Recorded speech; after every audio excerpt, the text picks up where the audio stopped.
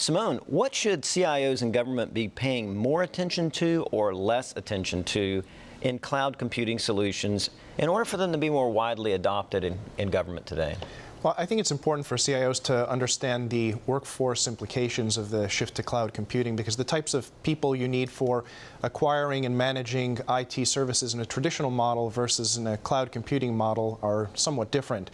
In a cloud-based model, you need people who really understand how to develop and articulate very clear and crisp performance levels, service levels.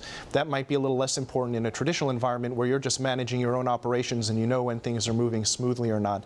And you also need to be able to, from a contracting perspective, develop contracts that are effective in being able to manage the performance well, so that you have the ability to ensure that the services that you're providing are the ones that you need. Good points. Darren?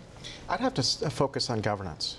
It's now so easy for anyone within the organization to purchase and obtain cloud services with a purchase card. Be able to skirt the normal activities and processes that the organization might have in place. Having that strong governance process in place helps you better manage and understand what's going to the cloud, but also ensure that you're actually protecting the information that is going to the cloud too. Very important. Joe? Well, I certainly agree with Simone and Darren. But I think in cloud solutions, you typically have more than one industry partner coming together, whether it be in the application or the infrastructure, and it's important to understand who's making changes that could affect your security posture.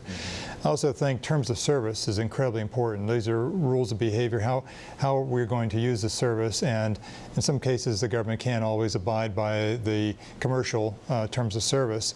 An SLA with teeth and an exit strategy. And lastly, your network is absolutely critical. That is your lifeline to that service. If that goes down, your service goes down. And you're talking about moving large amounts of data sometimes. So the network must be robust, must be reliable.